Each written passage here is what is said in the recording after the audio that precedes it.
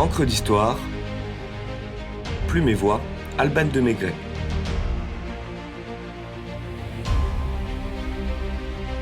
Bertha von Suttner, Amazone de la paix.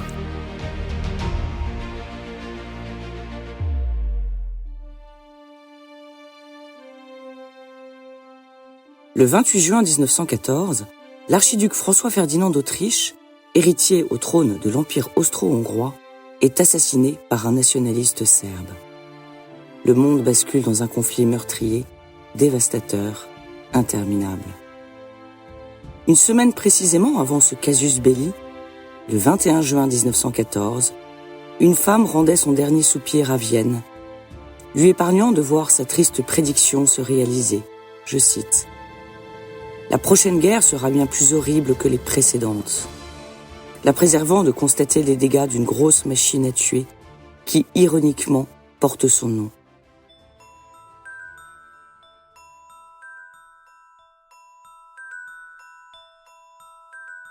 Bertha, comtesse Kinsky de Chinitz-en-Tato, naît au palais Kinsky, en plein cœur de la vieille ville de Prague, en 1843, alors que son officier de père vient de mourir. Sophie s'efforce d'offrir à sa fille l'éducation aristocratique qu'exige sa naissance, grâce à la fortune que lui a laissée son mari. Bertha apprend donc plusieurs langues, s'initie à la musique, à la littérature, à la philosophie, aux sciences, aux arts. Pourtant, un peu boudée par les grandes familles de la noblesse pragoise, pour ses origines plus modestes que celles de son mari, la veuve décide de voyager. Ces pérégrinations sont l'occasion pour la jeune bohémienne de rencontrer une aristocratie cosmopolite et d'ouvrir ses yeux, si ce n'est sur l'internationalisme, au moins sur l'européanisme. Et pour sa mère, celle de s'adonner à une nouvelle passion, le jeu. Jeu fatal pour l'héritage qui se dilapide trop vite. La famille, désormais installée à Vienne, va devoir travailler. Soucieuse d'assurer un avenir économiquement serein à sa fille, Sophie tente de la fiancer à plusieurs hommes fortunés, dont le prince Adolf zu Sein-Wittgenstein-Hohenstein ou le baron Gustave de Hein-Geldern. Mais Bertha refuse de se faire acheter, répudie tous les candidats et affirme préférer gagner sa vie par elle-même. En 1873, elle entre comme gouvernante chez le baron Karl von Suttner et assure l'éducation de ses 4 filles. C'est là qu'elle fait la connaissance d'un des fils de la maison, Arthur, de 7 ans son cadet. Les jeunes gens tombent amoureux au grand désespoir de leurs parents respectifs, pour qui la différence d'âge est impensable.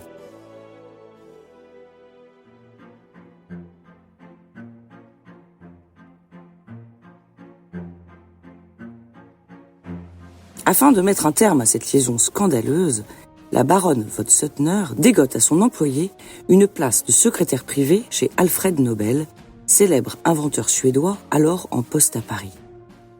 La collaboration est brève, puisque Nobel est rappelé en Suède par son roi, mais suffisante pour tisser une solide amitié entre ceux qui entretiendront une généreuse correspondance à laquelle seule la mort du savant en 1896 mettra fin, et publiée sous le titre « Chère baronne et amie, cher monsieur et ami ».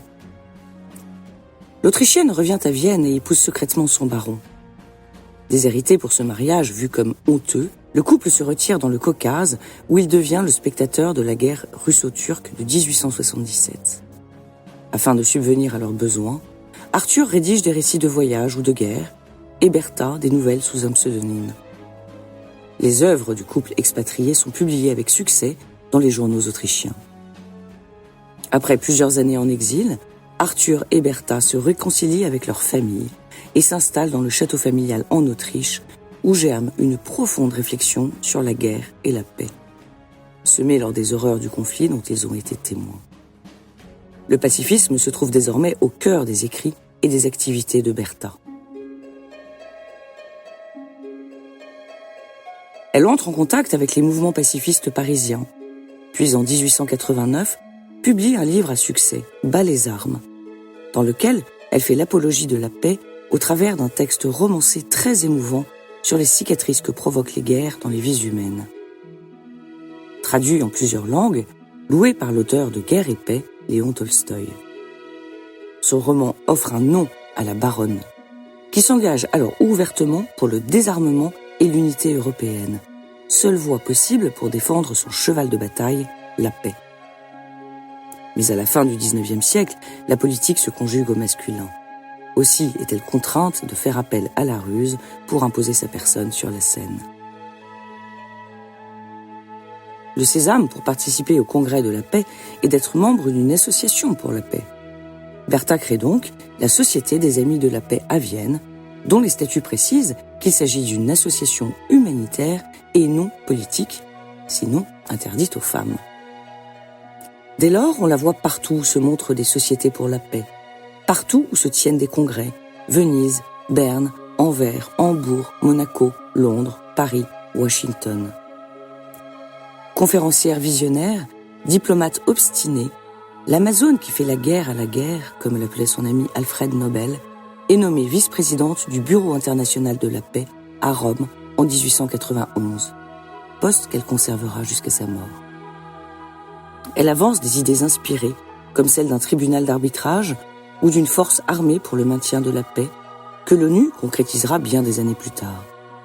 Elle parvient à rallier à sa cause des hommes comme le prince Albert Ier de Monaco ou le tsar Nicolas II, en lesquels elle croit alors foncièrement. Première conférence pour la paix de 1899 à La Haye, née sous l'impulsion du tsar russe, octroie un grand rôle à l'actrice de la non-violence qui aime entonner ce refrain. Europe, dépêche-toi de fraterniser, dépêche-toi d'en finir avec la guerre entre nations, sinon la prochaine crise te détruira. La Cassandre de notre temps, comme l'a surnommé amicalement Stefan Zweig dans Le Monde d'hier, avait raison, même si son militantisme en exaspère plus d'un et lui vaut bien des détracteurs. Convaincue de défendre une cause juste, envers et contre tous parfois, Bertha tente d'éveiller les esprits comme le révèle cette lettre à Zweig. Je cite « Les gens ne comprennent pas ce qui se passe. Pourquoi ne faites-vous rien, vous, les jeunes? Vous êtes concernés. Défendez-vous donc, unissez-vous. Ne laissez pas la tâche à de vieilles femmes que personne n'écoute. » La détermination et l'action de Bertha lui valent un certain nombre de récompenses. Elle doit attendre 1906, soit 5 ans pour se voir remettre le prix Nobel de la paix. On imagine qu'Alfred Nobel l'aurait nommée dès la première édition, mais elle n'en reste pas moins la première femme à recevoir l'illustre trophée, ce qui lui vaut d'avoir son effigie sur le pièce de 2 € autrichienne.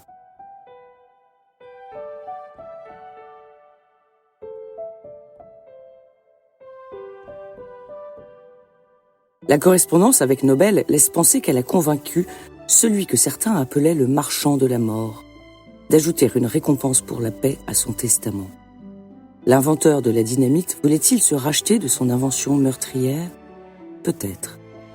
Quoi qu'il en soit, les millions légués par le scientifique devront bien servir à gratifier les lauréats des prix Nobel de littérature, de chimie, de physique, de médecine, ainsi que celui ou celle qui, je cite, aura agi le plus ou le mieux pour la fraternisation des peuples, l'abolition ou la réduction des armées permanentes, ainsi que pour la formation et la diffusion du Congrès de la paix.